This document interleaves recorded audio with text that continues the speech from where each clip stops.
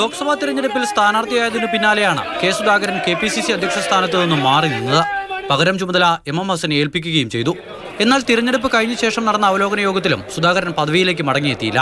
തീരുമാനം ഹൈക്കമാൻഡിൽ നിന്നുണ്ടാകുമെന്നായിരുന്നു K സുധാകരന്റെയും MM ഹസന്റെയും പ്രതികരണം. എന്നാൽ പദവിയിലേക്ക് തിരികെ എത്തുന്നത് വൈകിക്കാനാകില്ല എന്ന് സുധാകരൻ ഹൈക്കമാൻഡിനെ അറിയിച്ചു.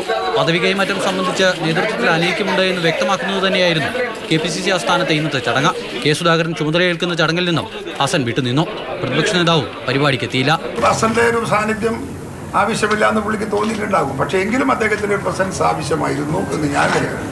MM ഹസന് ചുമതലയുണ്ടായിരുന്ന സമയത്ത് പാർട്ടിയിൽ നിന്നും സസ്പെൻഡ് ചെയ്തിരുന്ന ചിലരെ തിരിച്ചെടുത്തിരുന്നു. പാർട്ടിയിൽ ചില നിയമനങ്ങളും നടത്തി. ഇത് സംബന്ധിച്ച് കൂടിയാലോചന ഉണ്ടായില്ല എന്നും പുനഃപരിശോധന വേണമെങ്കിൽ ഉണ്ടാകുമെന്നും സുധാകരൻ പറഞ്ഞു. കൂടിയാലോചന നടന്നില്ല. ആ കൂടിയാലോചന നടത്താത്തത് പുനഃപരിശോധിക്കേണ്ട ആവശ്യമുണ്ടോ എന്നുള്ളത് നമ്മൾ പരിശോധിച്ച് നമ്മൾ തീരുമാനമെടുക്കും. പല അതൃപ്തികളും മറികടന്ന് നിലവിൽ പദവിയിലേക്ക് തിരികെ എത്തിയെങ്കിലും അധ്യക്ഷ സ്ഥാനത്തുള്ള പ്രവർത്തനം സുധാകരൻ അത്ര സുഗമമാകാനിടയില്ല. മാതൃഭൂമി ന്യൂസ്, തിരുവനന്തപുരം.